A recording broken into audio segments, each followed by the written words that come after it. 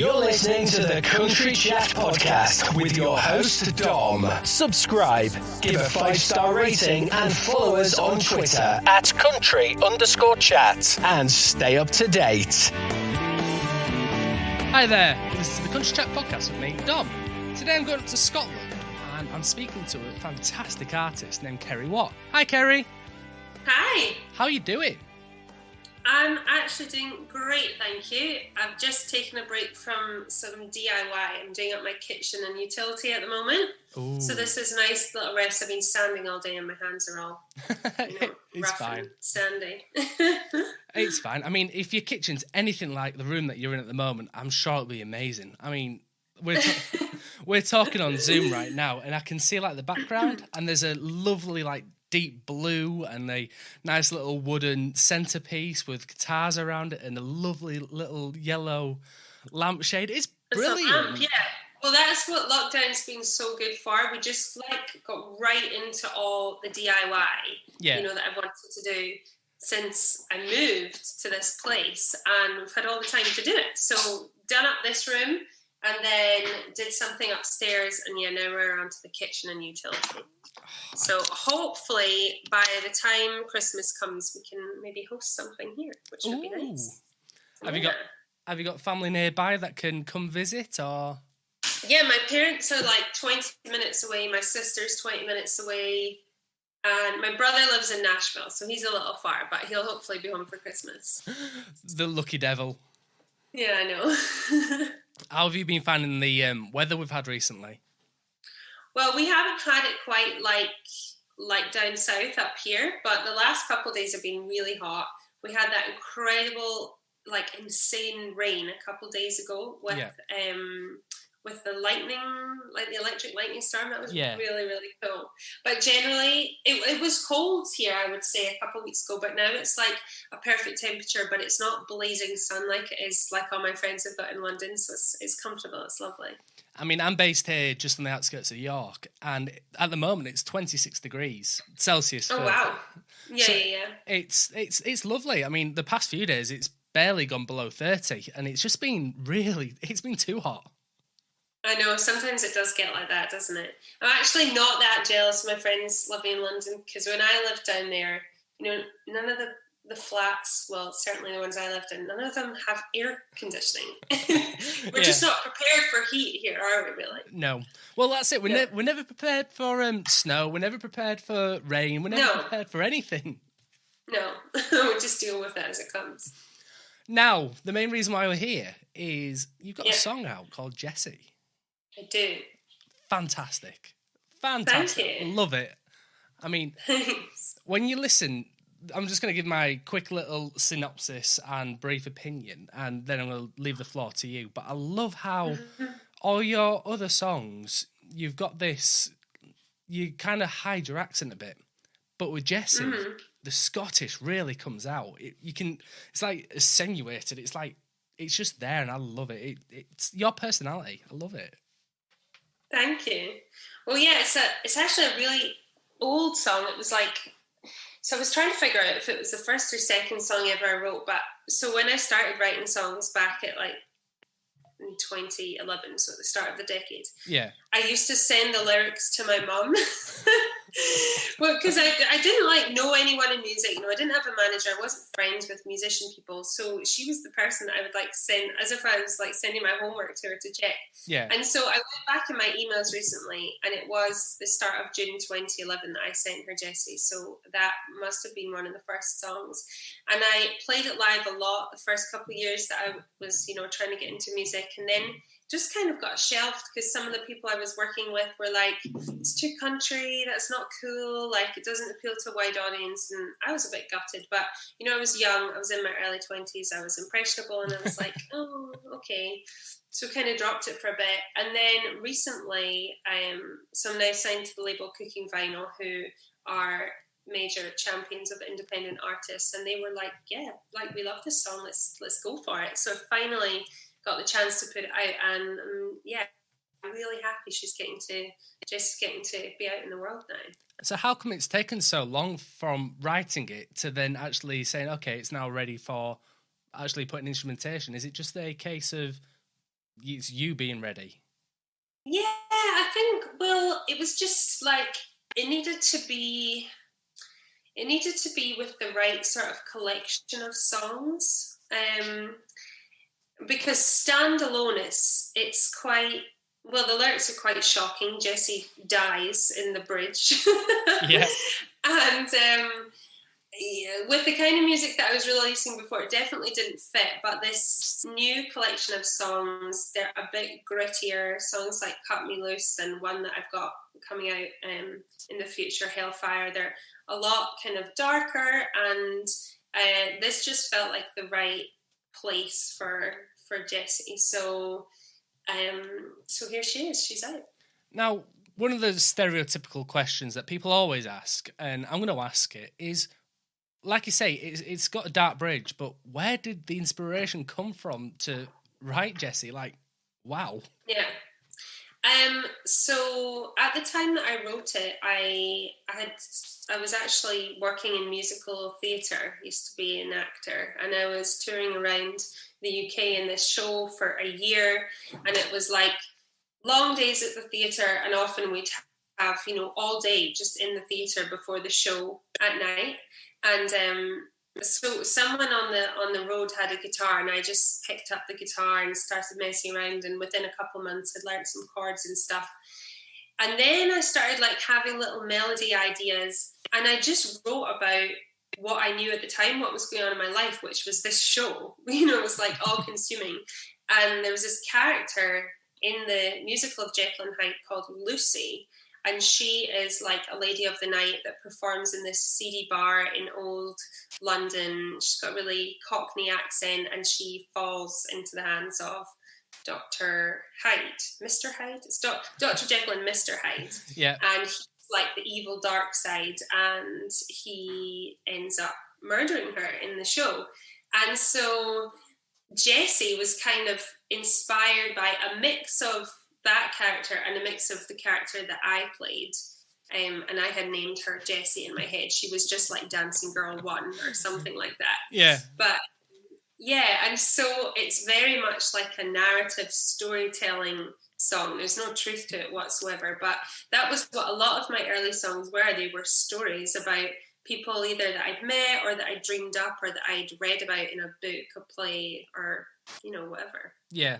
I mean, I'm so glad you said that answer, because if that was based on like real life events, because obviously when people write songs, it could either be fiction or non-fiction. It could be an autobiographical or just a random story. And I'm so glad you said it's based off that. It wasn't about me. Well, I'm still here. Now, when it comes to writing songs, do you take inspiration from like everything you see around you? Like you mentioned the Dr. Jekyll and Mr. Hyde kind of plays. Is that all your other songs as well, based upon similar scenarios, or is there other songs that have been written from life? It's such a huge mix. There's so many that are personal experience. So of my recent singles, there was Cut Me Loose, and that was kind of written about a bad relationship. And then there was Chasing Airplanes, and that was about me turning 30 and wanting to start a family and like figure out how that all fits into trying to be a music artist. And then Kissing Fools, which came out at the start of this year, that was inspired by all my favourite 90s movies. So honestly, every single one is something different. And I think that's what makes it so fresh and exciting as a songwriter. And especially during periods like now, with lockdown, I haven't been anywhere for 6 months. So you have to find new ways to find inspiration, whether it's through books or movies or stories that friends have told you. Yeah. Because there's not always something dramatic going on in my life, So yeah, it's a real mix. Now, you mentioned Kissing Fools there, based on like 90s movies. Mm-hmm. The actual video to it's rather, I thought it was rather interesting. I mean, for those that haven't seen it, it's basically a kid comes home and you're in the kitchen making pasta. Yeah, I play his older sister.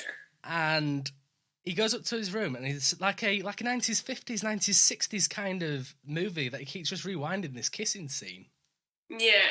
Yeah, so he's the actor that we got to play that role is called Cody Mulco, and his dad is Brian Mulco from Placebo, and he's an amazing young actor. He's only 14, but he was just so full of energy and super talented. Anyway, so his character, the idea was that he was kind of got to that age where he was getting interested in girls and kind of became obsessed with learning how to kiss. So there's like, when the scene pans out on his whole bedroom, you see he's got all these cutouts from magazines of like famous kisses from all the 90s teen movies that the song was inspired by. And it's just really, really sweet. And he gets his kiss from the girl at the school dance in the end. And it was actually a load of fun. I wanted to do the video for that song. I wanted to obviously be in it in a way, but kind of really step back and let someone else tell the stories. That's why I just played the minor role as his older sister. And it was so fun to just be involved and work with all the kids who did the school dance and kind of teach them the routine and hang out with them and just be around really young, fresh, exciting new talent. I loved that part of it. When you're teaching these school kids what to do, basically, do you feel like the older sister trying to teach a new dance routine in front of the living room? Totally. Yeah, because I was them. It doesn't seem that long ago, but that was me, like half my lifetime ago. Isn't it crazy how quick time goes? Yeah, it's quite frightening, especially like this last 6 months. I always thought, when you were bored, time sort of drags, but this year has just flown by. It's wild. I mean, that I was thinking about it the other night. This year's gone so quick, but 3/4 of it, we've all been stuck inside. So it just shows that we can keep ourselves occupied even when we're stuck in the four walls of our house. Yeah. I think there's so much to learn. Like, and I can't imagine what this would have felt like years before the internet. But I've taken like an online course and things like that, and just learned so much new stuff. And I know it's been really difficult for a lot of people, for all kinds of reasons. But hopefully there's some positive that the majority of us can take from it. Now, you mentioned online course. Can I ask what it was in? Yeah, biology. Biology? Yeah. Can I ask, like, why biology? Like, why? Well, I'm really, interested in the environment, and I've been learning, sort of trying to learn things here and there. Like I did a really short course on ecosystems, which I knew nothing about, but just trying to learn about how to take care of the world, really, and how everything got here and how everything connects, and just really fascinates me. And it's just kind of a personal hobby, but I finally had time to sit down and do it, which is cool. That's fantastic. I mean, there's so much I'd love to be able to do. I mean, you say taking care of the world. I'd love to be able to just physically take care of the world and like go to like the local river and go with a couple of bin bags and just go for a mile and just collect any kind of rubbish. And it's crazy. I mean, it's a big thing now regarding like plastic in the oceans, and it's sad, really. It is, and it's actually been quite frustrating up here. I live quite far out of the city, and we're surrounded by lots of beautiful scenery. And because a lot of people around Scotland can't go on their holidays, everyone's coming out here to the countryside, which we welcome with open arms, but they just leave their litter, and it's so sad and so frustrating for the people that live out here and do keep it really beautiful. And these people just come for an hour or two in the afternoon and leave it a mess. So that is something that I'm a bit of an advocate for. I totally agree. I mean, one of my favorite phrases is "leave nothing but footprints." Yeah, I like that too. Definitely. It just nails it on the head. Now, what is there around in the countryside for you to do then, say, now that we can actually start going out a little bit now? What is there for you? Yeah, well, I'm a big hiker, so we go on lots of hikes, and it was a little frustrating kind of in the first few months of lockdown. They actually closed a lot of the car parks that are at the bottom of some of the big hills, to avoid big crowds coming. So there was some of our favourite ones that I didn't get to do, but now those have all reopened. So loads of hiking. There's like down at the water, people take boats out. I mean, I don't have a boat, but it's so nice to sit and watch everyone, watch all the boats go out on Loch Lomond, and it's really beautiful. You don't have to go far to have fun around here, because there's always walks or hikes or running or just exploring, really. Like, I went on a walk a couple of days ago and discovered this waterfall that I had no idea existed, about 25 minutes walk from where I live, and it was so amazing. That's what I love. That is like the ultimate place to be. I mean, I'm lucky here because I've got quite a lot of countryside around me, and then I'm like a short drive away from like York City Centre, and then I can go about 30 minutes the other way and go to Leeds. So, I've got a mixture of everything, but to be able to that's really nice. Just go for a 25-minute walk and come across a waterfall. That's what songs are written about. Yeah. Totally. Well, one of the things when I did the little course on ecosystems, you had to go and do your own case study, and you could choose like any area in the world that you wanted to explore. And I was like, I'm just going to research what's right around here. And I learned about all the animals that used to roam this land that we now live on, bears and lynx, and just animals that obviously haven't lived here for a very long time, but it was so interesting to learn about why they disappeared and how that changed the plants and everything. It's really fascinating. It is really fascinating. I mean, I think it's Norwich, like a colony of beavers have just randomly started appearing again in like a certain river. Really? And they've not been there for like decades, and now that they're back, the government said like they're staying there. It's it's now by law they've got to stay there rather than trying to cull them. But yeah, it's great to see nature almost restarting. I mean, the skies are bluer, the water's cleaner. Totally. That has been amazing to see, especially those first couple months when you start to see those pictures and videos. And I mean, I don't know how much of it was totally, accurate, but a lot of it seemed like it probably was, with the air pollution and things like that. It's really, really good to see. Now with lockdown, it's kind of hampered everybody. It stopped people from doing things that they had planned to do. Now, what did you have planned for 2020? I was going to run a marathon this year, which was one of my biggest letdowns because they all got cancelled. Yeah. And to be honest, I'd been so on track and was going to be like, in the right shape and everything to do it. And then when lockdown happened and I knew that I wasn't going to be doing it, I just kind of totally lost it and I stopped training, and I feel so guilty about it. I'll need to get it back for next year. So that was disappointing. And then the major thing was that my debut album was supposed to come out this year.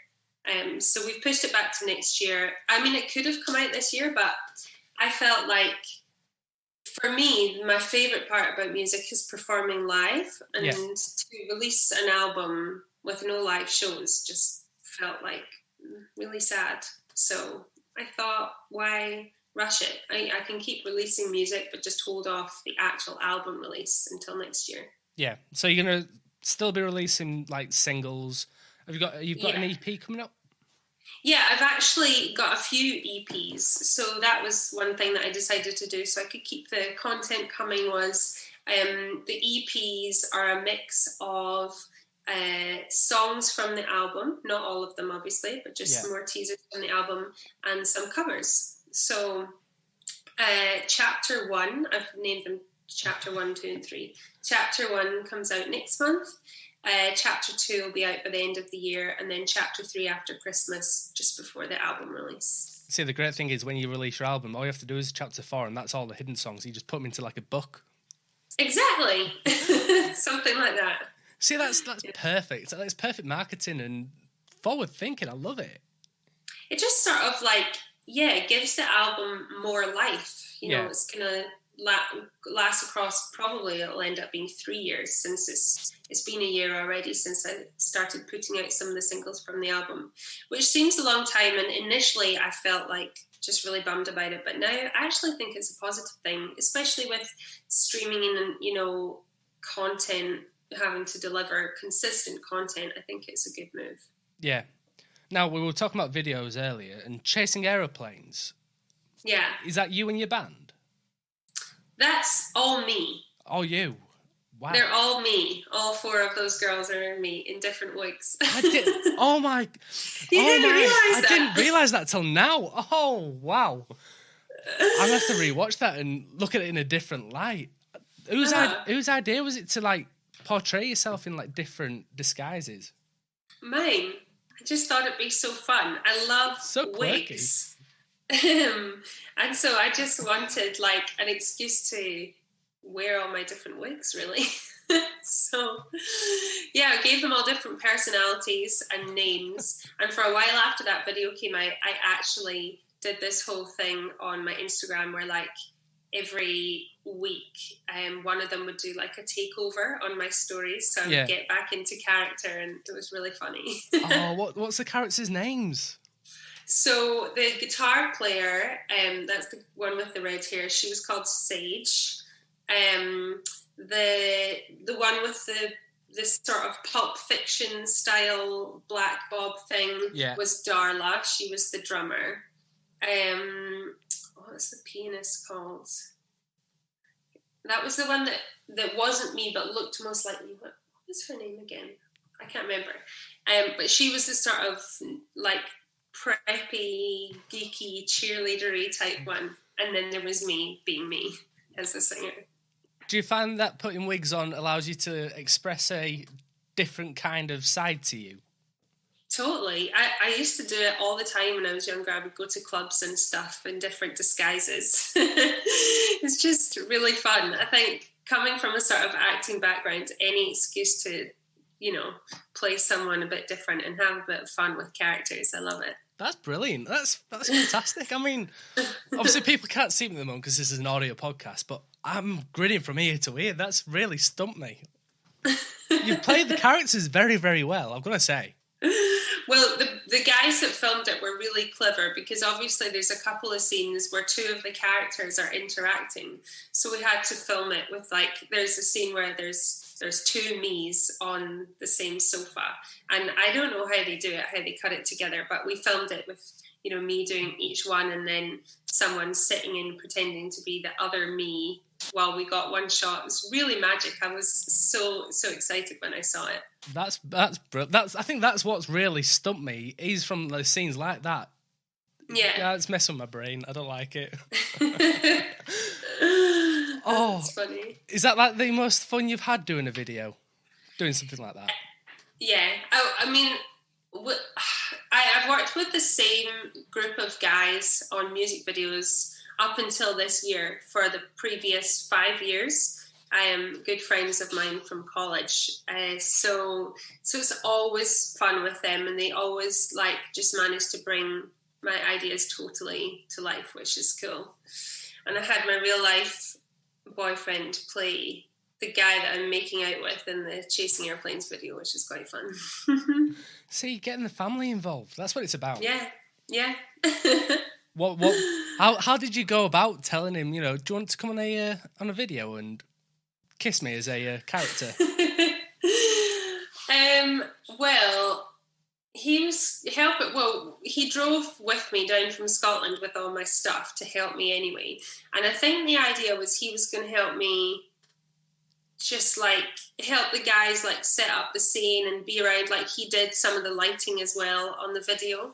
And then once he was there, we like had this idea, and I think it started off with me like slapping his bum or something. That was going to be it. And then with the guys that we're making the video with just kept taking it further and further till it just got to the point where they're like, have a full-on makeup session where you both like fall all over the drum set and everything like falls all over the floor. Yeah. It's so funny. I have the outtakes of it. I need to post it at some point. That'd be fantastic to see. I mean, I'm going to be scrolling through your entire Instagram now just to see if there is any like sudden little wigs coming here and there, and yeah. Whenever you do like a gig, do you ever put on a wig and then try and wander out into the crowd to see if people recognise you? No, I haven't done that, but that sounds like a good idea. If I ever became like a mega star, I would absolutely do that all the time. Who's the most favourite person you've ever performed with on a gig? Probably Keith Urban. That was my favourite. Yeah, because he is such an incredible performer himself and just so comfortable on stage, but just so much fun.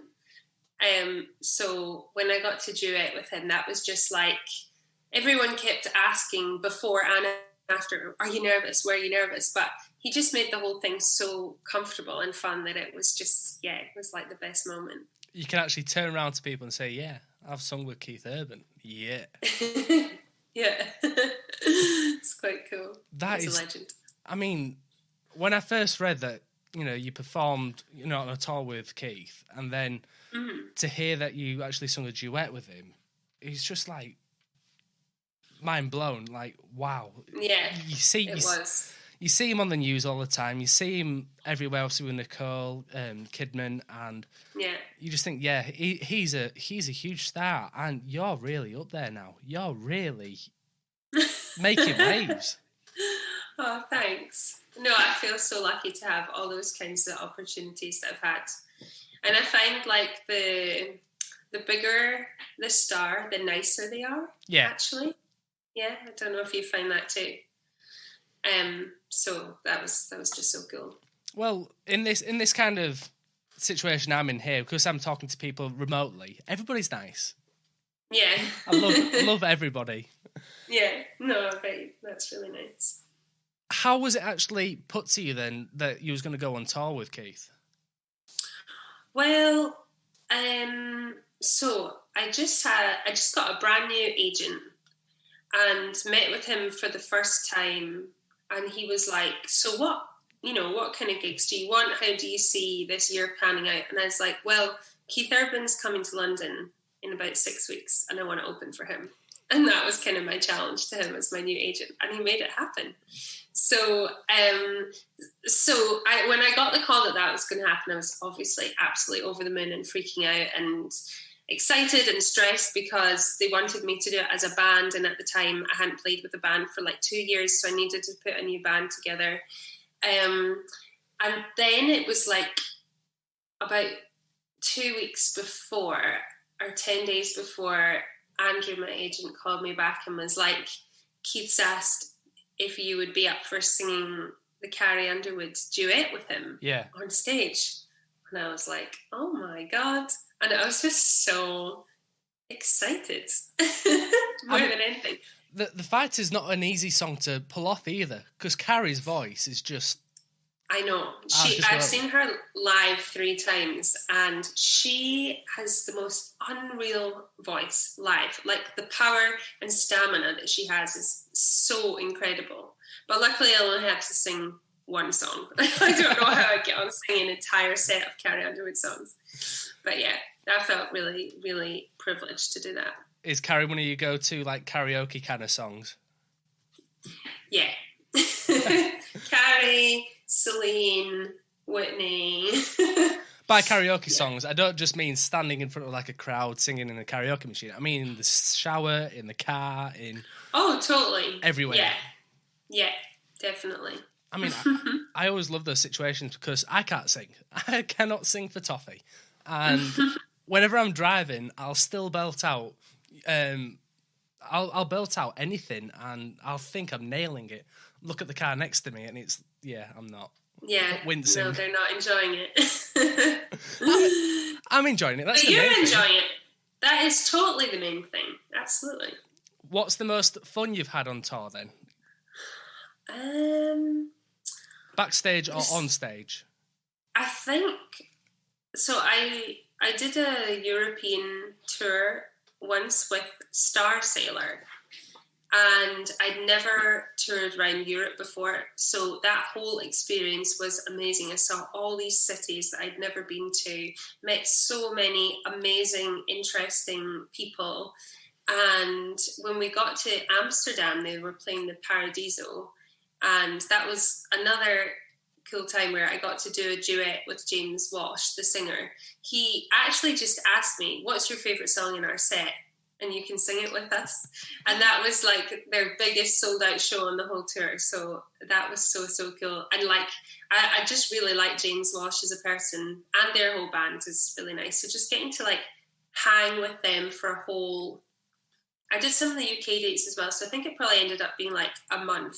Yeah. Because a lot of the tours I've done, it's been like a week here or a week there. But I think the experience of like being, like feeling part of a tour was one of the things. Yeah.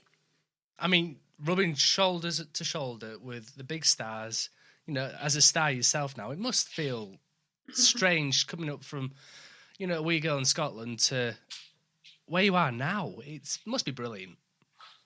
Yeah, I think what's been nice is that it's, as I say, I'm 30 now. It didn't happen overnight. It's been years and years of sort of building up to it. So it just feels like such a great payoff every time something like that happens. And it feels like years of work is worth it. Because there's obviously, in this industry, so many ups and downs. Yeah. There's some real incredible highs and some awful lows, you know, where you turn up, I drove to Cardiff once from Scotland to play a solo show, and I got there and only 2 people came, and it was in November and it was pouring with rain, and I just cried the whole way home. But then you get like the Keith Urban moments and it's all worth it. Yeah, that's pure dedication, that. Yeah, I mean, well, wow. In the beginning, I did, well, even until a couple of years ago, I drive myself a lot on the tours, kind of all over the place, because there was no one to do it with me, really. You know, I didn't have my partner at the time. My sister worked, my friends all had jobs. My first tour I actually ever did, in 2013, I was supporting Brian McFadden, and my mum did come on that one, but I'm pretty sure that was just because she fancied Brian McFadden. Wow. I mean, wow. What do your parents say to everything? You know, do they understand the importance of like opening for Keith and then? They do. My dad was a footballer, and my mum used to be a professional horse rider. So I come from quite a competitive family that, you know, like understand ambition and what goes into pursuing a very competitive career. So I think I'm quite lucky. Neither of them do either of those jobs anymore, but they did when I was very young. So the support from them is something that I attribute to any success that I've had, absolutely. Now, I'm looking at your guitars behind you as well, and I'm trying to pick out my favourite. Yeah. Which I'll one's show yours? you hang on, I'll show you my favourite. I don't know if you can see it over there. There's a blue one. Right at the end. edge. Yeah. That is the cheapest one in the room, but it's my favourite. It's called an Art and Lutherie, and it's a Canadian brand that I just randomly discovered. But it plays so beautifully, and it looks cool. It's called Denim Blue. Oh wow, it's the whole collection. I mean, you've got pretty much everything. Thank you. My little ukulele up there. It's so cute. It's so dinky compared to everything else. I know. Now, we've talked about you actually being this, you know, the big star now. I want to go back right to the start. You know, what was it that influenced you to actually go towards music? You know, music as a whole. Yeah. Well, growing up, I always loved to sing and dance, act. Like I said, I was in musical theatre, which I thought was absolutely going to be my future and my fate, and that's what I wanted to do. And then I think it was quite early on after graduating from a theatre college that I was doing these jobs, and I was like, there's not a lot of freedom to be creative. Whereas doing it growing up, there was, you know, you would get to make up dances, and in college they really challenged you to write your own pieces and come up with your own choreography and stuff. But then when you go into the professional world, you're performing other people's material a lot. Yeah. And I found that quite frustrating, especially being on a tour that's a year long where I'm playing the same role every night and I don't have any room to recreate it or reimagine it.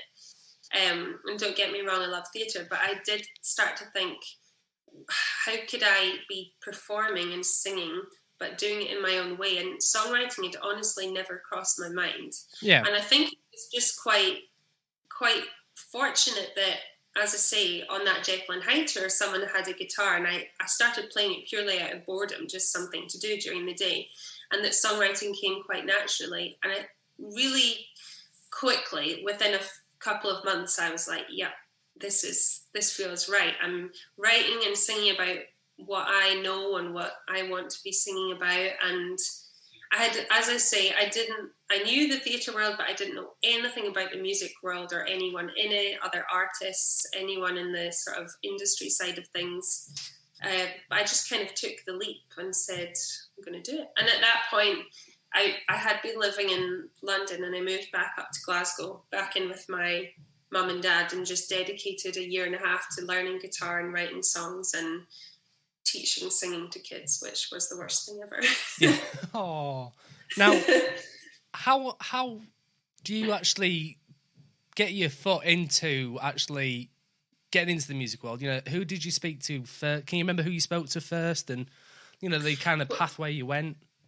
Yeah, so I started out by, my sister encouraged me to go to some open mics around Glasgow. So that was just to kind of get my confidence up, and she would always come with me to them.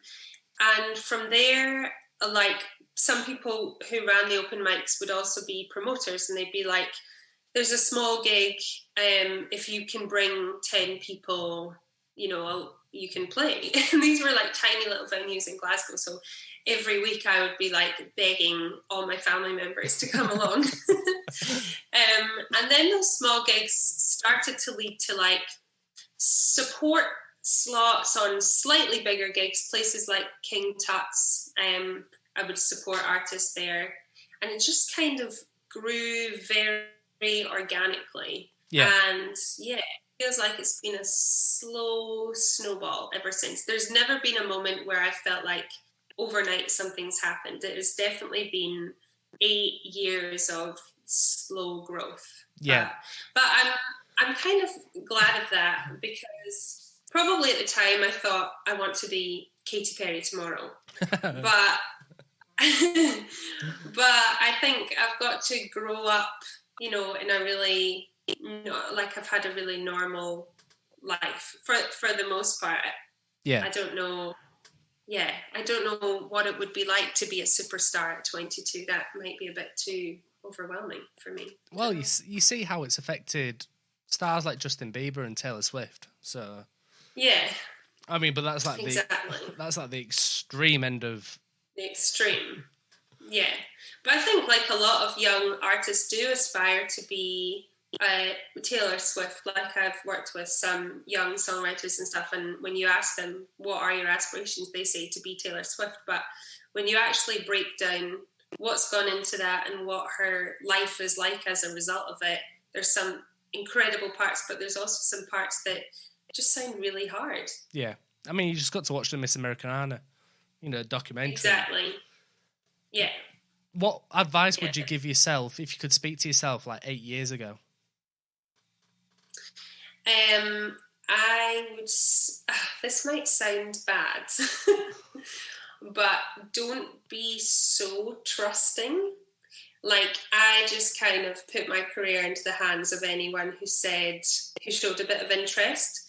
I would say, especially now when you can do so much, you know, with social media and with doing your own distribution of your music and stuff, don't just jump in with the first person that says, you know, I'll make you a star or whatever. There's so much you can do on your own, definitely. I mean, you talk about movies. That is like the thing that you hear in like these movies that you see of like drama, you know, theatre actors and musicians. Yeah. You know, they always tend to jump for the first guy, and then they always end up getting burnt in the end. So exactly, and it definitely happens in real life. I've seen it in lots of different ways, not with myself not only with myself, but with actor friends of mine, and yeah, just I would definitely tell myself to be more confident in my own abilities. Have you ever listened to your early days, doing music or theatre, any recordings, and you think, okay, I've improved from there?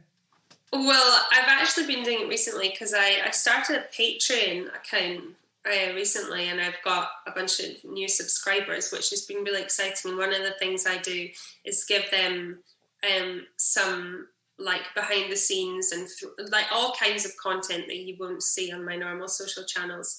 And I thought it'd be fun to give them some old demos that no one's ever heard.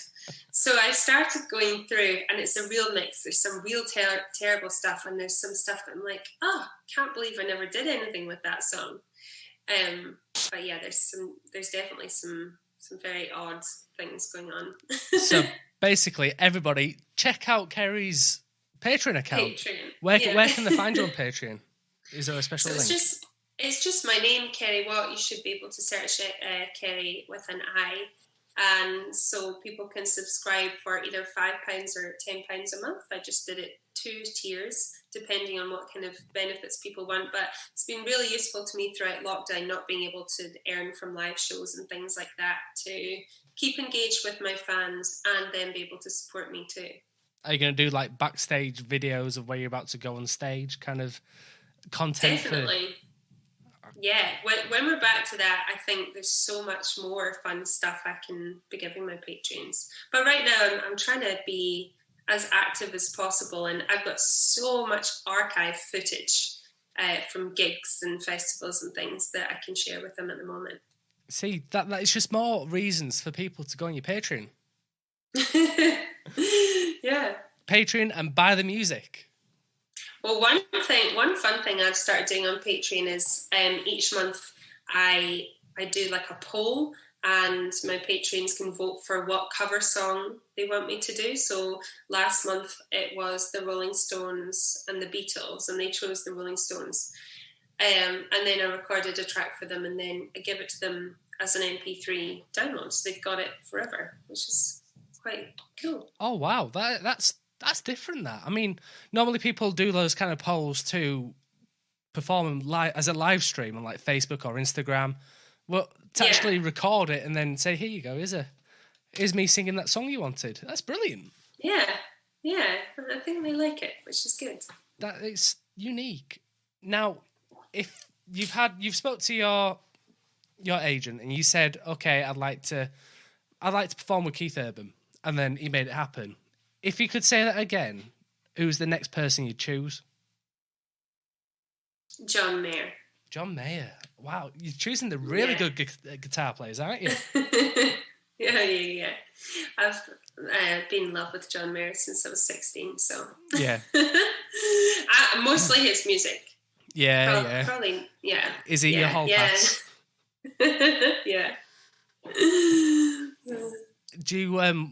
You've just mentioned that you're doing the cover songs. Have you ever done a John Mayer cover? Yeah, actually. So I used to cover his song Queen of California all the time. And when you play gigs, sometimes someone comes around with a PRS form and fills out the songs, or you fill them out, but sometimes they just fill it out and send it off to PRS. Anyway, I'd been playing this song so often in my set that I think the promoters thought that I wrote it. So it ended up as a song, as me as the writer on PRS of Queen of California. And then I had to deal with that because it was, I bet there was a bit of a legal nightmare with that one. Well, no, it had John Mayer's version up there as well, but there was obviously 2 versions called Queen of California, but I sorted it out. It's okay now. Yeah, that's good. Last thing you want is to get into a royalty battle with John Mayer. Might have been a good way to get his attention. No. That's pretty good, that, actually. Now, we've talked about going right at the start. Now we've gone through actually starting in music. What was it like? I know you mentioned that you didn't really fit in with the theatre world. What kind of theatre was you actually doing? It was a whole mix of everything. So before I went to college when I was younger, I would just do sort of every show that was coming through Glasgow, Annie, Oliver, Bugsy Malone, all those kinds of young theatre shows. And then, I lived in the States for a while. I moved out to California when I was 16 for a year, and I went to a theatre school there. And that was when I really sort of learned about all this other side of theatre, all these newer musicals that I didn't know anything about. I only kind of knew the classic ones. Yeah. And usually it was me often playing the lead roles. So it would be a bit of acting, singing and dancing. And then when I went to actually train properly in London, you really got into like all different accents and all different styles of dance, like tap, ballet, commercial dancing. At one point, I thought I wanted to be a music video backup dancer. I just wanted to be in the spotlight in some way since I was born. Well, a backup dancer would have been as good as what you are now, though. I know, now I need my own backup dancers. That's it. You know you're really making it. No. So at the start of the show, you actually mentioned that you've actually got a future song coming out called Hellfire. Yeah. Can you tell us anything about it?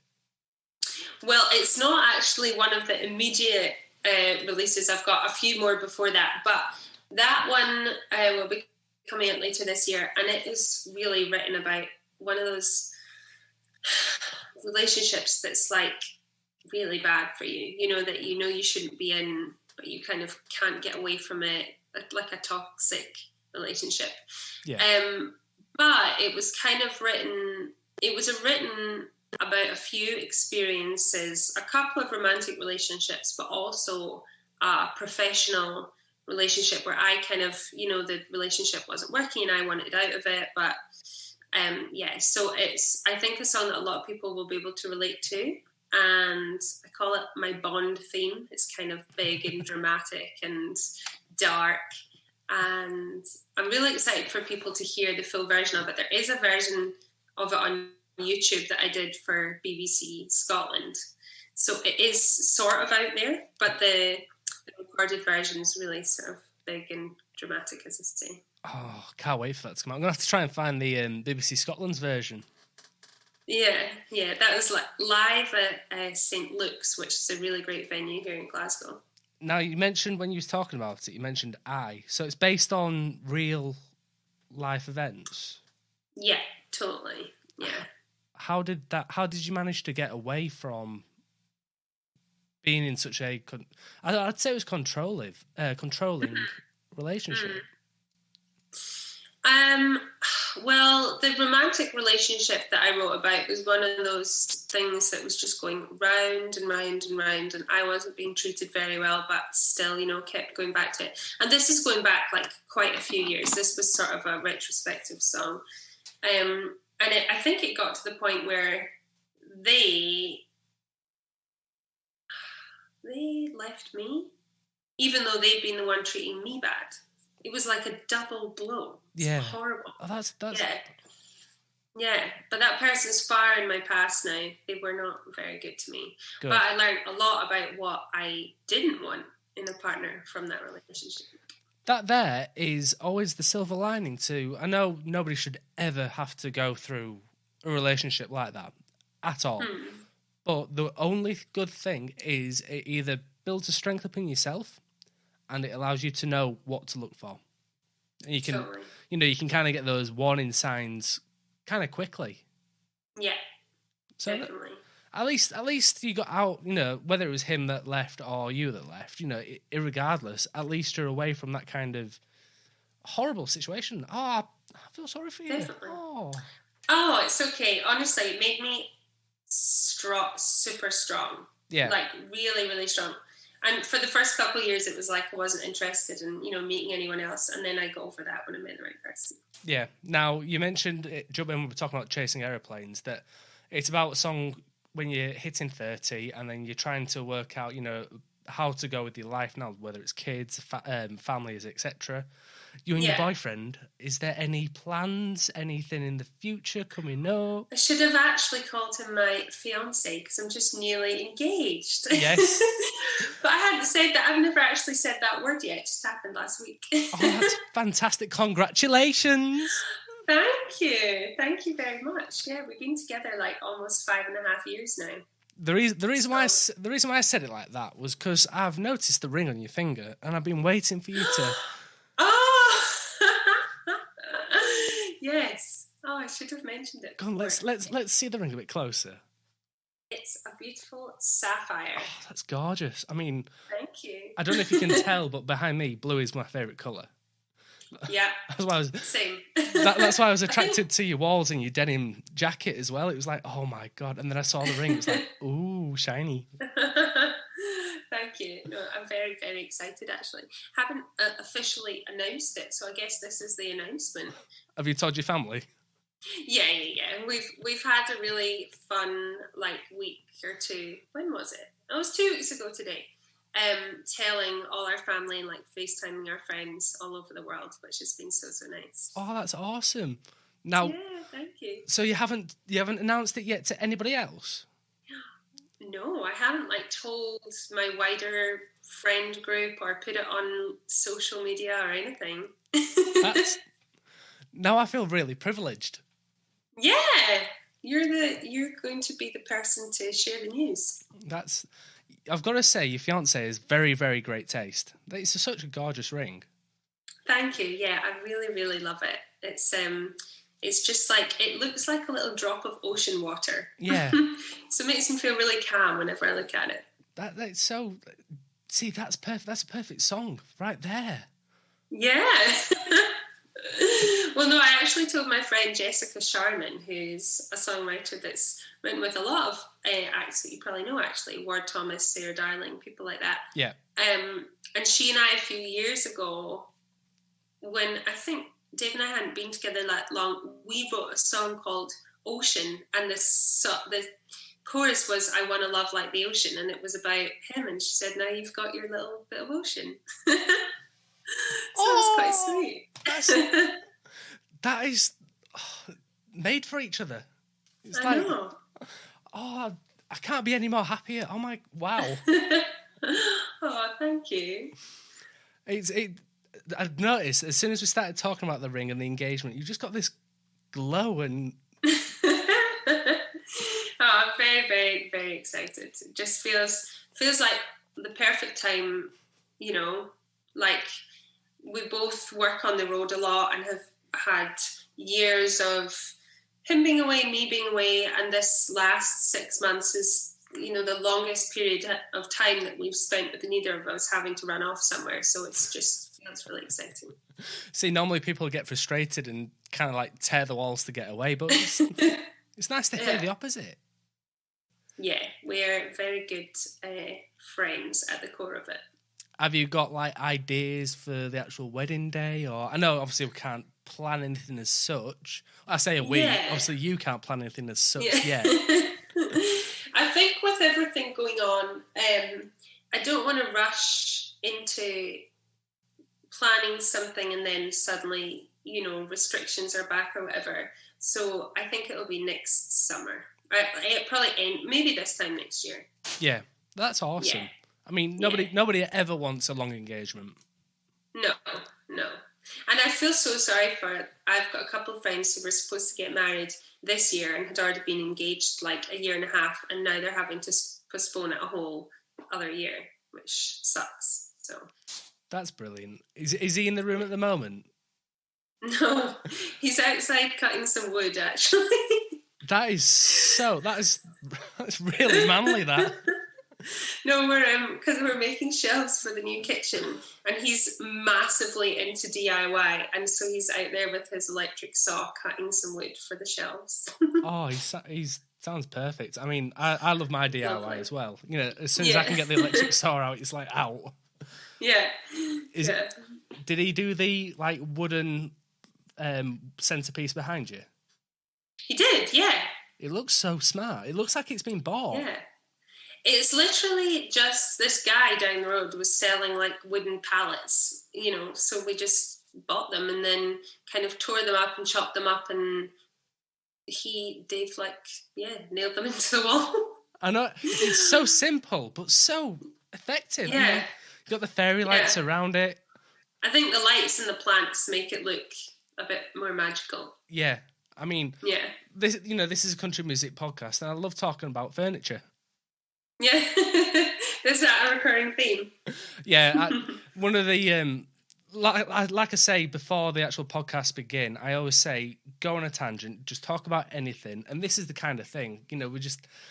I just enjoy the whole life stories. Yeah, totally. Now, because we're getting towards the end of the podcast, I think this is a nice time to replug your new song. Absolutely, yeah. So Jessie, she's been out 3 weeks now. It's a kind of folky pop, upbeat. It's deceivingly upbeat and positive sounding. My inspiration for the production of it was Katrina and the Waves, Walking on Sunshine. But once you listen closely to the lyrics a couple times, you'll learn the true story of Jessie. So the song is available now on all streaming platforms. And I'm talking about it a bit on my social channels. And everything is just quite simply my name, Kerri Watt, Kerri with an I.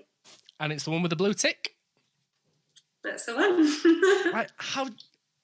Was it your agent that sorted out the blue tick, or did you have to go through the rigmarole yourself? So the thing with the blue tick was we'd applied for it a couple of times and it just hadn't come through. And I'd heard from people, like I've got a friend who's a swimmer, I think he swam in like the Commonwealth Games or something like that. And he was like, my blue tick just appeared one day. I didn't even apply for it. Guess when mine just appeared magically. When? It was the morning after the Keith Urban gig. You see? Made to be. So I don't know if there was someone at the gig who worked for Instagram or Keith Urban had,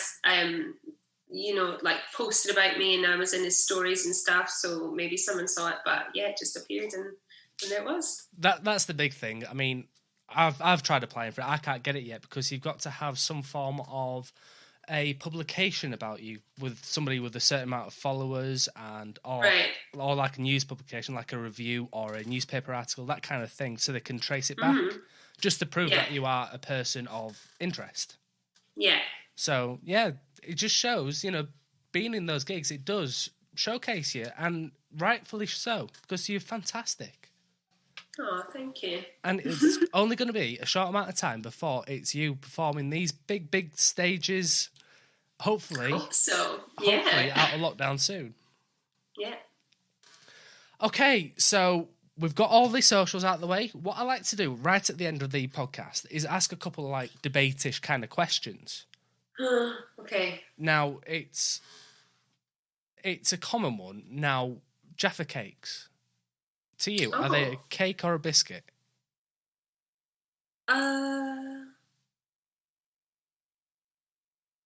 Well, they're in the biscuit aisle at Tesco, right? Yeah. But I would probably call them a cake. Okay. I don't know. But have you tried the new pineapple ones? They're so good. I love the pineapple ones. They also do the a strawberry flavoured one as well. Oh, I haven't tried those. Oh, you're going to have to see if you can find them. If you can't find them, I think my local Tesco's has loads of them. So I'll try and send one up. Okay, I'll have a look at my Tesco next time I'm in. Oh, I love the straw. I just love Jaffa cakes, to be honest. They're amazing. Me too. What would you say they are? Oh, that's evil. You can't ask me that question. Why? See, I like... I'm interested. I always used to say they're a cake, but then so many people have convinced me that there could be a biscuit. I mean, Balin Leonard, he said that if you can dunk it like a biscuit. I know some people don't like dunking Jaffa cakes, but I do. But if you can dunk it, it's a biscuit. But then it's got a sponge and it's got a fruit-flavoured middle bit and then chocolate on top, so it's a cake. So me and Linda Conway from Voice of a Woman we've decided to call them Jaffa Nuggets because it's like in between a cake and a biscuit. And we couldn't call it a casket because a casket sounds too close to casket. And that's it's a bit morbid. You could call it a bake. A bake. A Jaffa bake. A biscuit cake, yeah. A Jaffa cake bake. That's got such a nice ring to it. Yeah. So yeah, I'm one of those indecisive people that just wants to sit on the fence and sit in the middle, but I'd still say it was a cake. I'm still going with cake. I think so. Second question. Pineapple on pizza? No way. No way. Absolutely not. No, that is just no. Why? You can't just say no. I actually do quite like mixing sweet and savoury, but something about that is just wrong. Is it like the whole cooked fruit? Or is it the fact it's like a wet fruit? To be fair, right, I like mixing sweet and savoury, but I don't like mixing fruit with savoury. Like, I'm not into like strawberries and salad. Yeah. You know, stuff like that. Just, it's not right. Yeah, I get that. I mean, I've had strawberries and salad once, and I wasn't a big fan. I mean, oranges and salad can go if it's like a certain type of orange, like a mandarin kind of thing. And in like a foreign country where it's fresh. Yeah. Not maybe. Like in Spain or somewhere, but not in the UK. Yeah. Okay. Last one. Marmite. Hate it or love it? Banned. My house. What about your fiancé? What's his opinions on? He loves it, and I hate it. Even more reason to ban it then. Yeah, no, it's not really banned, but no, it's not for me. Absolutely not. Really? I thought you put like sensors at the door that detects if Marmite's entered. I love Nutella. Oh, Nutella's like another level. Yeah, I mean, definitely. What's your favourite kind of like spread? Is it like Nutella because you can get Biscoff, you can get peanut butter, obviously jam is a spread. I think the Nutella, definitely. You see, I absolutely love Biscoff. It's just such a... I don't know if I've actually ever tried that. It's a... have you ever had Lotus biscuits? Lotus Biscoff biscuits? Do they come in little red packages? Yeah. You get them like on the side of like a tea or coffee. Cup of tea, yeah. Yeah. But they've actually got like that as a spread. It's really, really nice. I mean, I like them on crumpets, but I like a bit like chocolate spread on toast kind of thing, but Biscoff on toast. Sounds nice. I'm going to try it. When you're in Tesco buying your strawberry Jaffa cakes, you need to get some Biscoff spread as well. Yeah. Okay, I'll add it to my list. All right, so that's like the debaters questions done. Now, the last lot of questions is like a night out. So, before we go out on a night out, we have a drink. Not an alcoholic drink, like a coffee or a tea. What's your preference, coffee or tea? I don't drink coffee, and I only drink herbal tea occasionally. Herbal tea? Not actually big into hot drinks. What's your kind of go-to drink then? I drink a lot of water. That's what this is? Yeah. All I ever drink is water now. Yeah, I love lots and lots of water. What about like fruit drinks? You know, do you ever drink squash or... Pineapple juice? Ooh, pineapple juice. See, I do like pineapples, just not on a pizza. So, you like pineapples, but you don't like them on pizza. Is it the whole fact of putting it with, like, the bread? I mean, I'm going back to the pineapples now. I think it's the cheese. I think cheese and fruit is not... No, I can get that, actually. Too much cheese. Yeah. I mean, I like cheese on a pizza, but I don't like too much cheese either. Yeah. Like, when you have a cheese platter, I never eat the grapes from it, because I just think grapes with cheese, no, they're just separate. Okay. I never thought of that, but yeah, I totally get that. I mean, if you don't like pineapple with cheese on pizza, then you won't like anything like that. No. What do you eat anything that's like... Actually, I just thought of an exception. Oh, go on. Brie and cranberry. That works. Yeah. Yeah. cranberries and like do you have like roast dinners like Christmas? Not me personally, but I'm a veggie, so I don't eat. But I'll have like the cranberry sauce with a spoon. See, this is what I should ask first. Are you a veggie or are you a meat eater? See, I'm learning. Yeah. So what kind of like meals do you go for then as a vegetarian? You know, what's like your go-to restaurants? I mean, as a meat eater, I never know. Yeah, well, I mean, I eat lots of pizza and pasta, but we make loads of things like veggie tacos. We had tacos last night, so you can make them with like sweet potato, feta, and obviously peppers, onions. I make jambalaya a lot, a veggie jambalaya. There's so many good meat alternatives now, so you could just make, like, there's this sort of chorizo alternative that I use for a jambalaya, which is delicious. Veggie chili, amazing. Yep. Stir fries, yeah, so much good food. Do you go for like the easier meals sometimes, like the Linda McCartney stuff, or like corn? Oh yeah, I like corn stuff. And Linda McCartney's sausage rolls are amazing.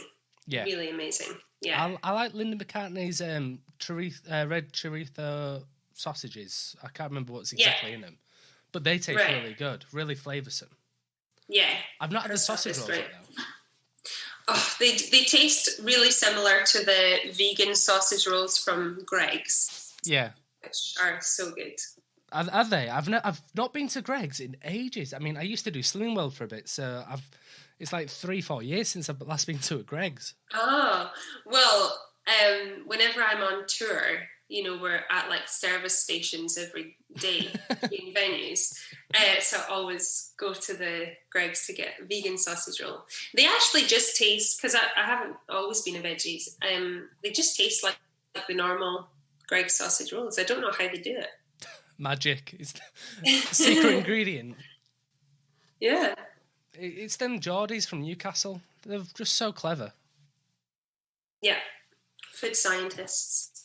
Okay, let's go back to the timeline then. So we've had our drink, which was water. Oh yeah. Mm-hmm. We're going to go out now. Where do you like to go? Do you like to go to a club, a pub, or a bar? A bar. Or a pub, depending on what city I'm in. I used to live in Brighton, and I just loved all the pubs around there. Yeah. Yeah. Maybe I'd say a pub then. A pub? Okay. Yeah. What's your go-to drink in a pub? A Coke. A Coke? Do you not drink? I'm not very interesting. I'm a non-alcohol drinking vegetarian. You be you. That's the main thing. To be fair, no, sometimes I'm not like fully teetotal or anything, but I would only really have a drink if I was like a cocktail on holiday or something like that. Yeah. Yeah. You see, I can't ask the last question now because it doesn't really fit. Because normally the last question is when you're walking home, you're a bit tipsy, you're a bit drunk, and you want something to eat, and it'd be like, you know, where would you go? Would you go to like a kebab shop? But I still want something to eat, though. Yeah. Yeah. Well, not if you don't get drunk, then you don't fancy the dirty food. I do. I always do. What's your go-to food? A chippy. Chippy. Oh, can't be. Yeah, cheese and chips in a roll. Oh, that's awesome. Can't beat cheesy chips. Definitely not. It's the best. I'm actually having that for dinner tonight. Really? Yeah, we're going to meet some friends at Chippy. Is that where everybody's hanging out now, at the Chippy? Well, there's this pub not far from here that was closed like because of lockdown, and it started doing this thing where they would, on a Friday night, they do fish and chips, and like just as a takeaway. But it's like out in the countryside, so we just take our car and like pull up and sit in the boot of our car, us and our friends, and like sit in a little powwow and get the takeaway chips and sit and like sort of eat them outside, and it's quite fun. That's awesome. Yeah. That reminds me of what it used to be like 20 years ago. I mean, I'm 27 now, and obviously before this whole technology and the amount of fast food that's out there now, literally you get a tenner off your mum, go down to Chippy and get food for 3 families and meet up with everybody. Yeah, I love that. That's one thing that I just love this has brought back. You know, everyone's kind of slowed down, everyone's got more time, like, because I say we live quite far out and a lot of our friends live in Glasgow in the city, and they would normally be like, it's too far to come out to you, but now everyone's kind of, you know, everyone's a lot more chill, and they're like, yeah, come out and spend the night sitting out in the countryside eating chips. See, that's what life's made of. I'm going to leave it on that now. That's such a nice chips. Happy ending. So, just as a final reminder, Jessie, where can we find it? So Spotify, Amazon, Apple Music, Deezer. The video is on YouTube. I filmed that with my fiance during lockdown. It's a DIY video, which is really fun using a projector. On a white wall. So yeah, Jessie is out, and the next single from my upcoming EP, Chapter 1, is out in a couple of weeks. It's a cover of one of my very favourite songs. I won't tell you what the song is, but it is by the band Need to Breathe, who's one of my favourite American bands. Oh, wow. Can't wait to hear that. Yeah. Oh, so. See, more exciting news. I love it. Thank you for coming on. It's been brilliant talking to you. It's been really fun. It's just felt like catching up with a friend. Thanks for having me. See, that's what it's about. It's about relaxing and just having a chinwag. Totally. Thank you, everybody, for listening, and I'll see you all next time. Bye for now. That was the Country Chat Podcast. Join Dom next time for exclusive interviews, reviews, and general chit-chat on all things country music.